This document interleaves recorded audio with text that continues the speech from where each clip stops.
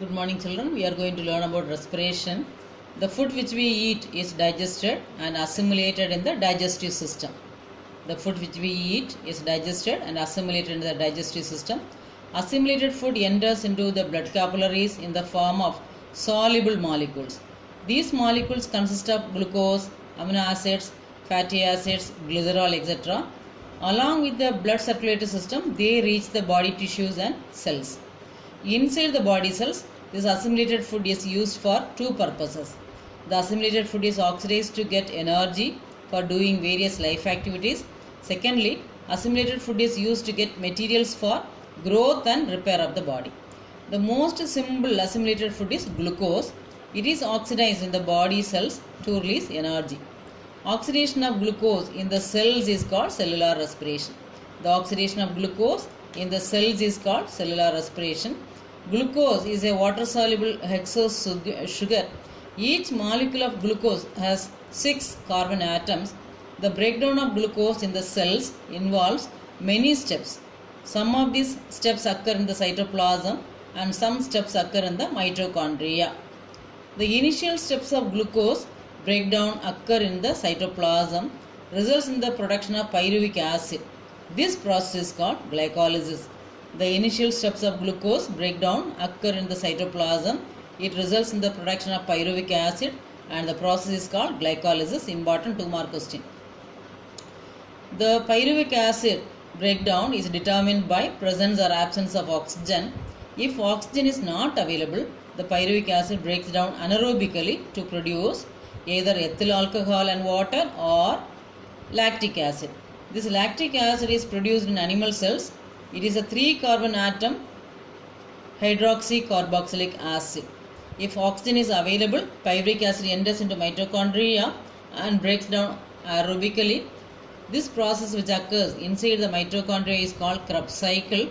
It results in the complete breakdown of pyruvic acid, resulting in release of carbon dioxide and water. The most important outcome of respiration is release of chemical energy in the form of ATP. The energy stored in ATP is utilized for carrying out biological functions essential for survival and maintenance of an organism. So, scientific meaning of respiration: complex process involving gaseous exchange, otherwise called breathing. And secondly, breakdown of simple food, that is called cellular respiration. Just now what all I told you, same thing. Cellular respiration means it is the breakdown of simple food. Breathing means a kind of ventilation in which the organism take oxygen from the environment and release carbon dioxide. And in cellular respiration, oxidation of respiratory substrate, mainly glucose. So, oxidation of respiratory substrate, mainly glucose in the cells, resulting in release of carbon dioxide and energy. This respiration involves a release of energy in the form of ATP. So, respiration you can see in the slide. It's a process by which food is burned in the cells of body with the help of oxygen to release energy.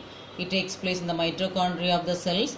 The energy released during respiration is used to make ATP molecules, that is full form of ATP is adenosine triphosphate, from ADP molecules, that is adenosine diphosphate and inorganic phosphate.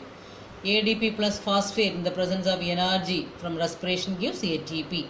ADP plus phosphate in the presence of energy from respiration gives ATP. Energy is stored in the cells in the form of ATP molecules. When the cells need energy, ATP is broken down in the presence of water to form ADP and energy is released. So, ATP is broken to form ADP and energy.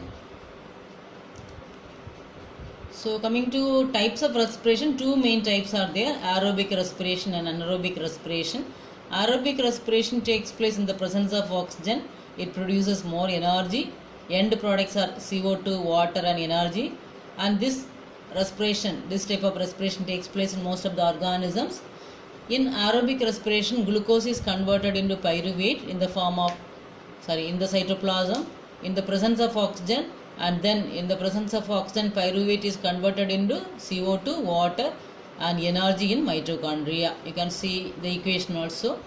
Anaerobic respiration takes place in the absence of oxygen, produce less energy. End products are lactic acid or ethanol, CO2 and energy takes place in muscle cells and yeast. So in yeast it is ethanol and CO2, and in muscle cell it is lactic acid, a 3-carbon compound. In anaerobic respiration in muscle cells, glucose is converted into pyruvate, and in the absence of oxygen, pyruvate is converted into lactic acid and energy. In yeast, during anaerobic respiration, glucose is converted into pyruvate, and in the absence of oxygen, pyruvate is converted into ethanol and CO2. And this process is called fermentation. Anaerobic respiration in yeast is otherwise called fermentation. So this flowchart is very, very important. Breakdown of glucose by various pathways. So glucose in the presence of oxygen in cytoplasm is converted into pyruvate. One 6-carbon compound glucose is converted into 2 molecules of 3-carbon compound pyruvate. This pyruvate in the presence of oxygen in mitochondria, it is converted into CO2, water and energy. So 3-carbon compound pyruvate is converted into 3 molecules of CO2, water and energy. In the absence of oxygen in muscle cells, this pyruvate, a 3-carbon compound, is converted into lactic acid, which is also a 3-carbon compound. So pyruvate 3-carbon compound, it is converted into lactic acid in the muscle cells. Lactic acid and energy is produced in muscle cells during in the absence of oxygen. And in yeast, in the absence of oxygen, pyruvate is converted into a 2-carbon compound ethanol plus carbon dioxide. 2-carbon compound ethanol plus CO2 plus energy in yeast in the absence of oxygen.